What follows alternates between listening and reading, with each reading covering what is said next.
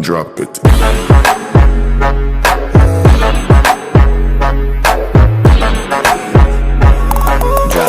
Welcome back. I'm not passive income investors.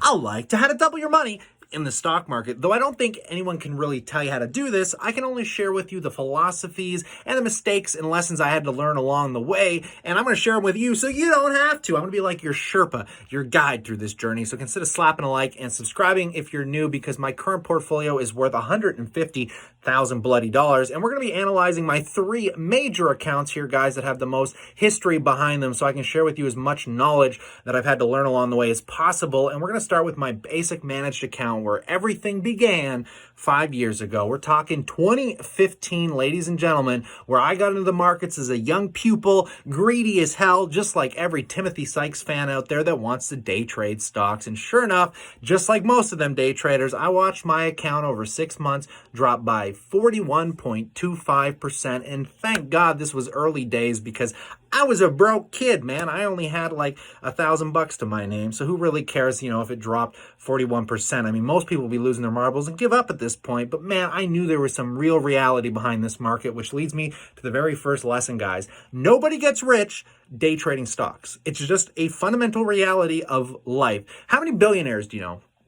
Can you name five? And we got Warren Buffett, we got Mark Cuban. There's a bunch of guys out there, but have you ever heard one of them stand up and said, "Oh, I made my fortune day trading stocks"? It doesn't exist. Sure, there's millionaires out there, but there's no really substantially wealthy people that made money doing this. So I realized I had to retweak my philosophies and learn a very valuable lesson, which is you're buying assets. You're buying companies, guys. You're buying real things where people show up to work every day to get paid. This is how you have to think of the market. And the only way you're going to make real money in the market is by stomaching the volatility if you are buying individual stocks. I'm not talking ETFs here, guys. I'm not talking the general index like we're looking at. That dotted line, that orange dotted line, represents the S&P 500, which was only down, 4% at this time. But I really made a big shift, and I started looking for companies I thought I could understand very well. And when you get to understand a company well enough, it doesn't really matter to you if it drops 20 or 30%, because you're going to know it so well. You know it's going to be around, and you're just going to keep holding it, because that's what you have to do sometimes.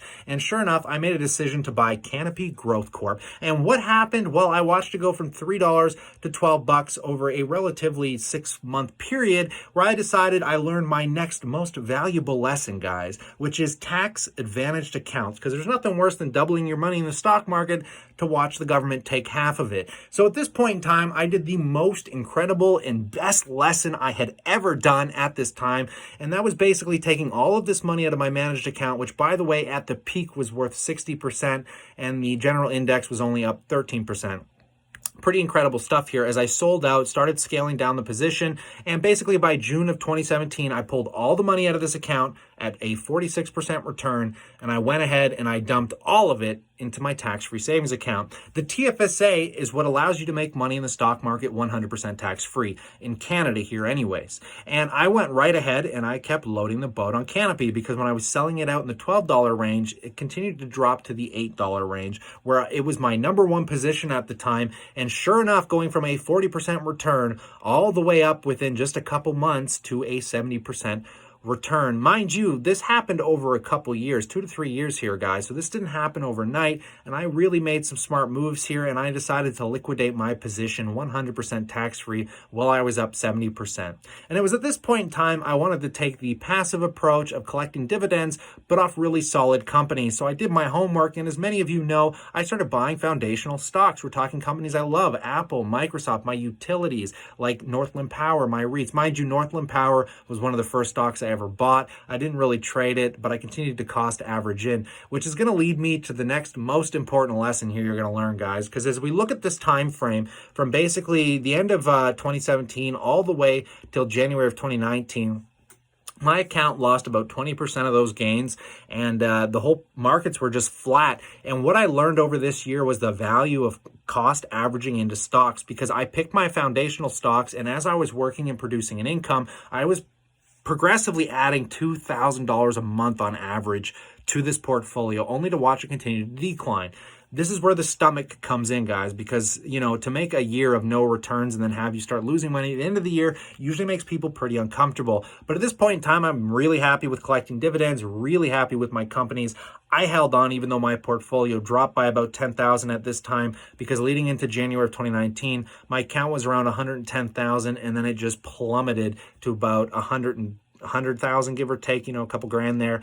And this is where everything turned around, guys, because all of a sudden the market started coming back. The tariff war was coming to an end. People were losing their fear. And sure enough, going over this entire year up to 2020, things have been phenomenal holding these foundational stocks that I still hold today, seeing a 99.29% return. Mind you, I've already pretty much doubled my money if you include the capital, the 40% gains I made in my regular account. Now, this leads me into a factor that most people don't contribute to investing, and that is luck.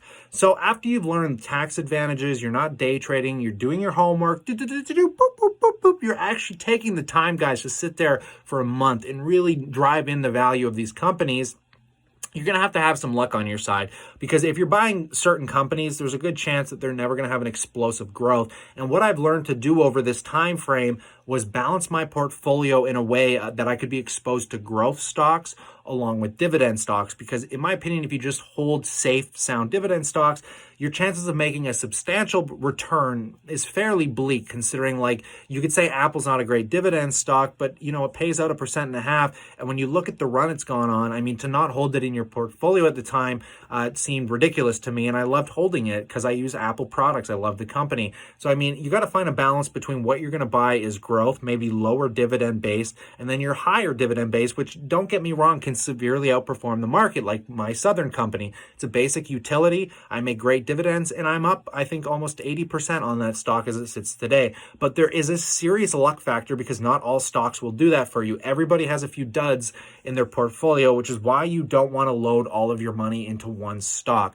If you have $1,000 like I did back in the day, sure, you could probably take on a little bit more risk, focus on like a one company deal, and then go from there. But the luck factor is going to come into play when you start picking up these stocks, because, look at Tesla here in my RRSP account. So after taking the tax advantages, not day trading, cost averaging in, and then, having this luck on my side, I, loaded the boat on Tesla. In a very short period of time in this tax advantaged account, I am already up 94.59%. And this is only until the end of January. As we all know, Tesla's continuing to high rise into February. Will that continue? I do not know, but seeing 100% return in an account overnight like this does not usually happen, guys. So I've been very, very fortunate in my RSP account, but all of this comes together with the knowledge I learned in the past, because not only did I understand taking advantage from taxes by using a tax advantaged account, the RSP allows you to do tax deferral, which means instead of the government taking all that money, I got to keep it, put it in this account, buy Tesla with it, and watch it double, not paying any tax on any of the profits I take so long as I leave them in the account. So, I mean, those are the most contributing factors that you're going to find within your portfolio. You're not going to have the same experience that I had, but you are going to experience one thing that you can witness through this entire account, which is volatility. There's nothing crazier than seeing the long time horizon that it takes to get to this point. Mind you, these accounts have doubled within 3 years, but from the starting of my history in trading, or not trading, but buying stocks, it's taken me 5 years to get to this point, where I've made 100% returns. And it's hard for me to fathom this. It's a really hard thing to understand, because it seems fake. It doesn't seem real. Even looking at the numbers in my portfolio today, it seems almost fictional. But getting the ball rolling and doing what they call the snowball effect, again, taking advantage of cost averaging in good companies, and like Warren Buffett says, guys, you won't help but find yourself getting rich. And that's how I'm feeling right now. And it's not like a brag. I'm not here to brag to you guys that I'm like this great investor. I don't ever consider myself a great investor. I'm always terrified. I'm always making myself as diligent as possible, doing as much homework as possible. But it's just, I don't know what else to say other than give myself a little bit of a pat on the back. I've done exceptionally well, and I hope it continues into the future. And it's going to be fun to watch. So consider subscribing, guys, and stick around, because I update my portfolios every Friday. And I would love to know what you think about all of this in that comment section below. But I'm going to leave it here. Let me know your favorite lesson you learned from my trading history. And I'm going to continue to update you guys on this, obviously, month by month as the data comes in. But stay cool. Stay awesome. I look forward to chatting to you real soon.